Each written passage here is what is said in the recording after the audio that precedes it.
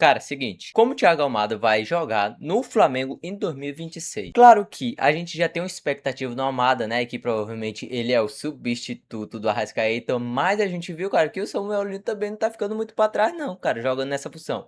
Mas seguinte, bora lá ver assim a opinião do nosso parceiro Futebol Max, também fazendo uma junção meio que com o Simeone, análises. Rapaziada, já deixa o like lá e se inscreve no canal. Esse golaço aqui do Thiago Almada Ué, não teve nem introdução? Eu acho que essa é de cor de live. Eu acho que é de cor de live. Esse golaço aqui do Thiago Almada contra o Corinthians resume bem o que a gente lembra dele no Botafogo, né? E o início da jogada ajuda a refrescar a memória para quem não acompanhou tanto aquela temporada. Se liga, o Almada ele é esse camisa 23 aqui que vem correndo por dentro. Só que, se a gente lembrar muito bem, aquele Botafogo jogava num 4-2-3-1. Então o Almada, mesmo sendo um ponta, jogava por dentro. E o mais comum era Vou te falar, aquele Botafogo era bom, viu? Tipo assim, eles mereceram, cara, ganhar a Libertadores. Tipo assim, pelo time, como o time tava vindo, mereceram muito. a gente vê esse tipo de dinâmica, já que o ponta cai por dentro, quem tomava conta da beirada era o lateral, e guarda isso porque vai ser importante mais adiante no vídeo. Nesse jogo aqui jogava o Marçal, mas geralmente o lateral esquerdo titular do Botafogo era o Alex Telles. O Botafogo tenta construir por um dos lados, a bola volta, e o Almada é exatamente o cara que faz quase sempre esse movimento, né? É o ponta que joga por dentro. Nessa altura você já está acostumado e vários jogadores fazem isso. Inclusive no próprio Flamengo, o Paquetá já fez isso na direita, o Carrascal fez isso na direita, o Plata fez isso na direita, e para quem pegar de tempos mais antigos, o Everton Ribeiro fazia isso também pelo lado direito. A jogada continua, a bola inverte, e aí a gente vê os outros dois meias do Botafogo. Geralmente era o Savarino, que jogava como um camisa 10, mais cerebral, mais centralizado, e o Luiz Henrique, que era o ponta direita, que geralmente tinha saída para os dois lados, seja para a linha de fundo ou para o lado de dentro, principalmente por ser canhoto, para procurar a finalização. Aqui por situação, circunstância da jogada, que ele está lá pelo lado esquerdo. A jogada continua, volta aqui pelo outro corredor e a bola chega no Almada. E aqui, meu amigo, é muita diferença. Se liga. Domina, ameaça a finalização de direita. Ele, por ser um ponta esquerda, destro, ele vai naturalmente ter esse movimento para cair por dentro. Corta um, corta o segundo e de esquerda, bola ainda desvia aqui, mata o goleiro. E o gol, inclusive, que deu vitória pro Botafogo nesse jogo. Esse mapa de calor que você tá vendo aí é o mapa de calor do Almada nessa partida. O que reforça o que eu falei, um ponta esquerda que cai por dentro, mas não só isso, ele também baixa bastante na base da jogada para ver o jogo de frente. Não é um cara muito físico para muitas vezes jogar num espaço em que ele vai ser mais pressionado, então ele prefere sair dessa pressão para enxergar e ditar o ritmo de frente. E aí que vem a dúvida, sabendo que o Almada tem esse tipo de característica, onde que ele vai encaixar nesse time do Flamengo do Leonardo Jardim? Para mim, existem três possibilidades das mais viáveis e mais possíveis que mexem também em outros jogadores do elenco. E depois de bastante refletir, eu acho que eu tenho uma opinião definitiva. Vem comigo. Esse aqui é o 4-2-3-1 que o torcedor do Flamengo já tá se acostumando nessa era Leonardo Jardim. O mesmo modelo, inclusive, que ele usou quando era treinador do Cruzeiro e que eu acompanhei bastante de perto. Inclusive, boa parte das ideias que ele usou na equipe anterior, ele tá repetindo agora no Flamengo, obviamente se adaptando ao perfil dos jogadores. E a primeira possibilidade, quando a gente pensa pro Thiago Almada, é ele ser justamente esse ponta pela esquerda, tirando o Samuel Lino do time titular. Na temporada passada, com o Felipe Luiz, o Lino ele tinha um papel de ser um extremo de alargar o campo. Felipe Luiz é um técnico adepto mais do jogo de posição e tem vídeo aqui no canal em que eu falo sobre a escola espanhola e eu detalho um pouco mais o que é o jogo de posição, mas basicamente o Lino ele tinha um papel de alargar o campo e de procurar um contra um pela beirada. A parada é que ele não se deu tão bem assim, ele chegou na metade do ano passado, fez 6 meses bastante irregulares, não começou tão bem a temporada. Iludiu todo mundo no primeiro jogo, que aliás a pessoa, meu Deus do céu, Neymar reencarnou. Nunca me iludi tanto com um jogador como eu me iludi com o Samuel Lino, cara. Cai o Felipe Luiz, chega o Leonardo Jardim e o Samuel Lino se sai muito bem sob o comando do português. O Jardim, ele estreia nesse jogo aqui, dia 8 de março contra o Fluminense, 0-0. De lá pra cá, o Lino deixa uma assistência contra o Cruzeiro, marca contra Botafogo e contra Remo, aí fica 3 jogos sem marcar, aqui também não joga todos os minutos, pega banco contra o Cusco na altitude, 2 assistências contra o Fluminense, 3 jogos sem participar, com 11 minutos só aqui contra o Vitória, mais 2 assistências contra o Atlético Mineiro. Aqui ele oscila um pouquinho e depois contra o Curitiba, marca 2 gols e uma assistência, contra o River 1 gol e uma assistência, contra o Benfica agora no amistoso 1 gol e contra a Chapecoense nesse retorno do Brasileirão 1 assistência.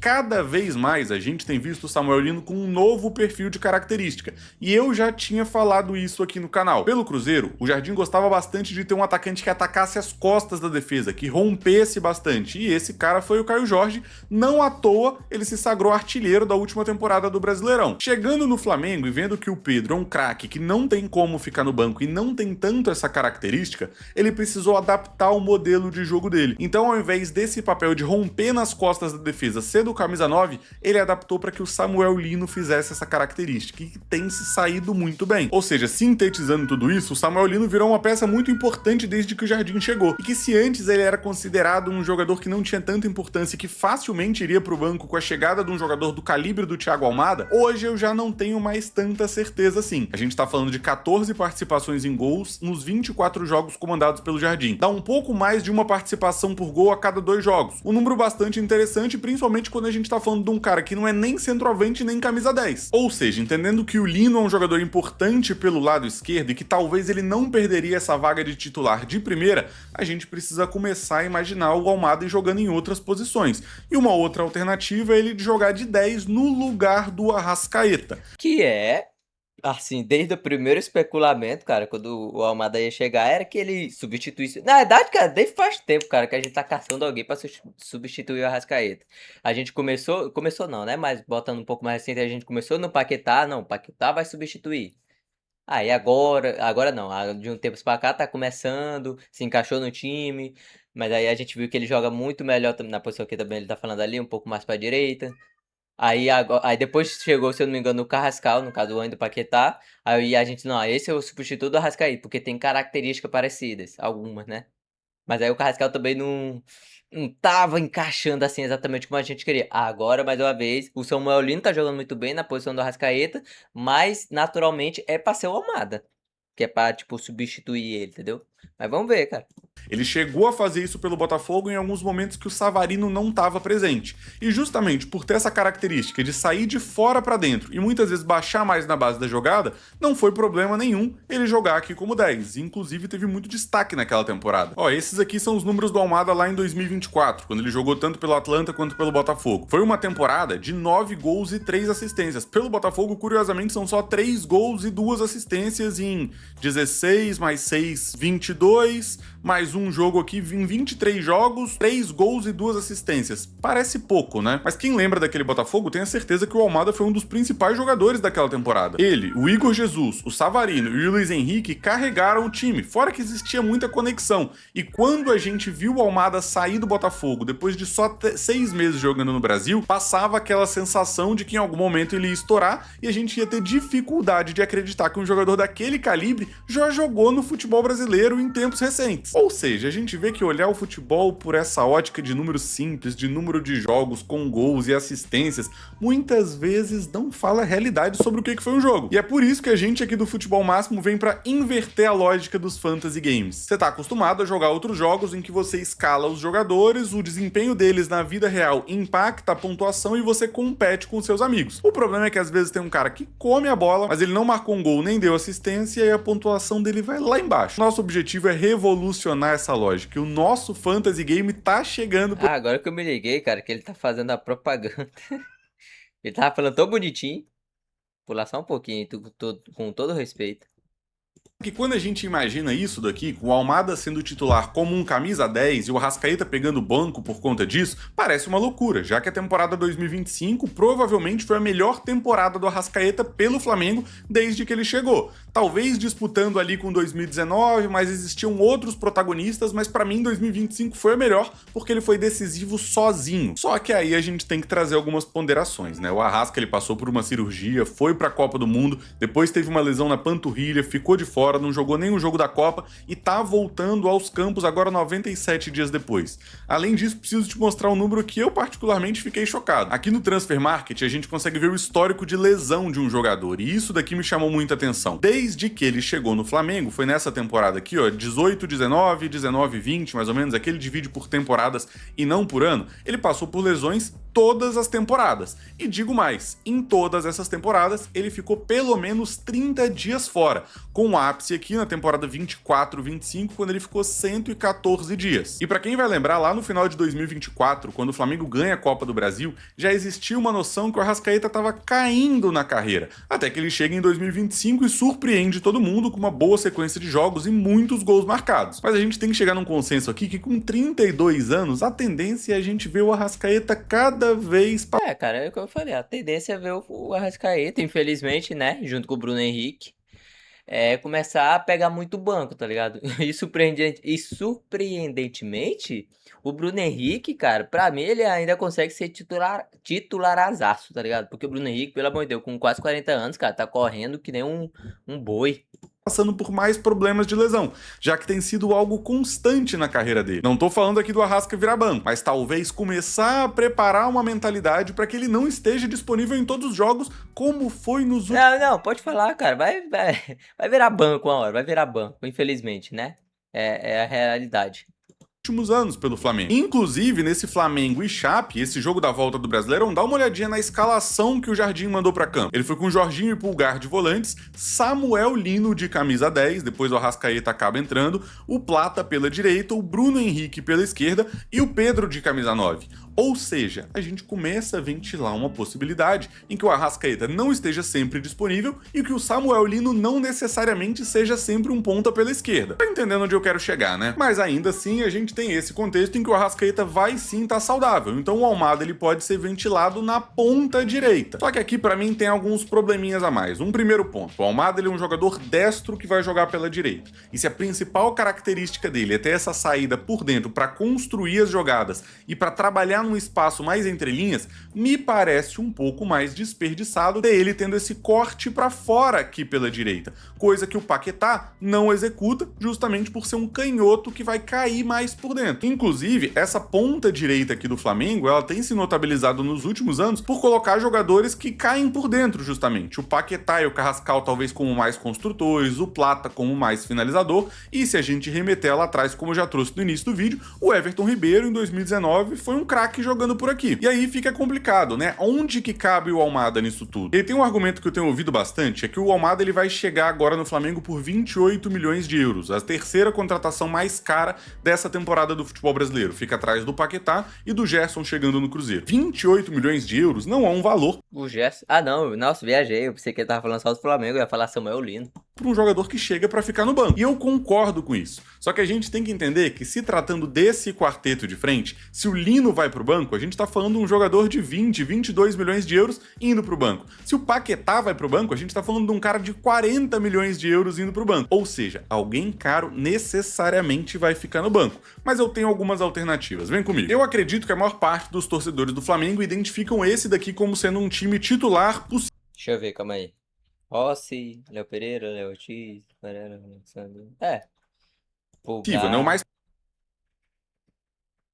Jorginho Pulgar.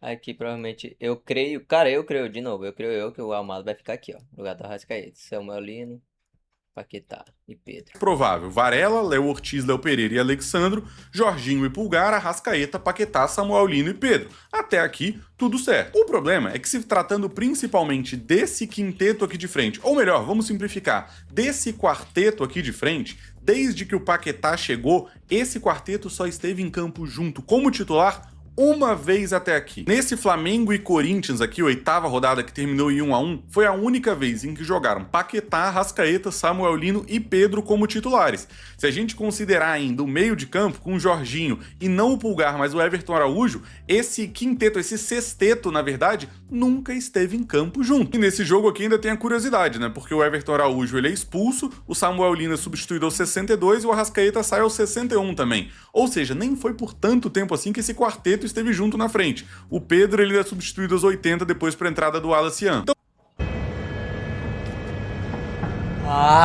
Meu Deus do céu. Eu tenho que aderir ao YouTube Premium. Mas com qual dinheiro, meu Deus do céu?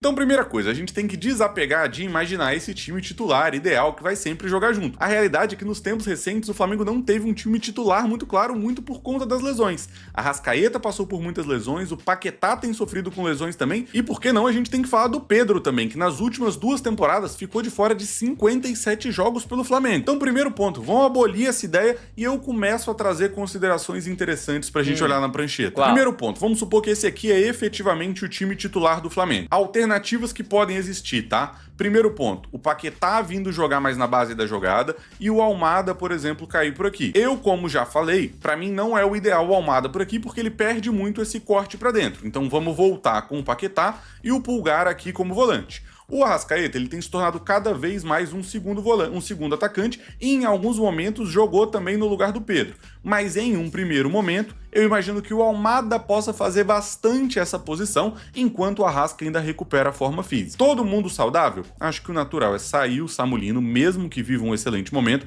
para a entrada do Almada. Mas até chegar nesse contexto de todo mundo estar em condições saudáveis, aí a gente vai ter que ver quem que tá performando melhor no momento. É o Lino? É o Almada? É o Arrascaeta? É o Paquetá? E ainda existe uma outra alternativa. Caso o Pedro em algum momento também fique de fora, eu não acharia um absurdo ou ver o Arrascaeta fazer essa posição, ou o próprio Samuel Lino emulando esse papel do Caio Jorge, sendo esse atacante que rompe nas costas da defesa, que contribui mais com o jogo dessa forma. Agora, quando a gente olha pra isso daqui, a gente fala de muitos jogadores de qualidade. A gente tá falando aqui de Pedro, Samuel Lino, Arrascaeta, Thiago Almada, Paquetá, Pulgar, Jorginho e por que não, né? Plata, Saul, De La Cruz, Carrascal. Então a gente tá falando de mais de 10 jogadores. E o que me preocupa nesse contexto é que quando a gente olha para essa escalação, seja com o Lino pela esquerda ou com o Almada, a gente tem que entender que a principal característica desses pontas é vir jogando mais por dentro, seja na base da jogada para construir mais a jogada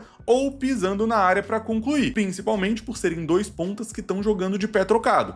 E aí a grande preocupação é: para que o Flamengo está gastando 28 milhões de euros em um ponta, já que o Flamengo já tem muitos jogadores para essa posição, quando a ideia é jogar com esses pontas por dentro? E principalmente, se o ponta joga por dentro, o lateral tem que jogar por fora. O Jardim fez bastante isso no Cruzeiro, exigia bastante do Kaique, do William, do Fagner e todos os jogadores que jogavam por ali, justamente pelos pontas caírem por dentro, em especial pela direita com o Christian, mas também pela esquerda com o Wanderson, que trocava bastante com o Kaique. E quando a gente olha para esse elenco do Flamengo, o Flamengo não tem tantos jogadores que fazem esse papel. O Varela até pode chegar, mas não é a principal característica dele. O melhor lateral esquerdo do Flamengo é o Alexandro, tecnicamente, mas também não tem tanto mais essa pisada. O Ayrton Ai, que saudade do meu Wesley. Pra fazer essas infiltrações, não, essas largadas assim de fundo. Lucas até tem, mas não entrega tanta consistência. Então será que realmente faria sentido gastar 28 milhões em um ponta quando você estava precisando antes de um lateral para fazer essa função? Mas se tratando de Flamengo, a gente sabe que tudo pode acontecer e dinheiro não parece ser o problema por lá. Então comenta aqui e vamos começar esse exercício de imaginação. Vamos falar de uma contratação viável, imaginando sul-americano, seja por aqui ou jogando na Europa e com potencial de voltar. Quem que seria esse seu lateral esquerdo para jogar junto do Almada ou do Samuel Lino por Douglas Santos, que também tá no Zenit.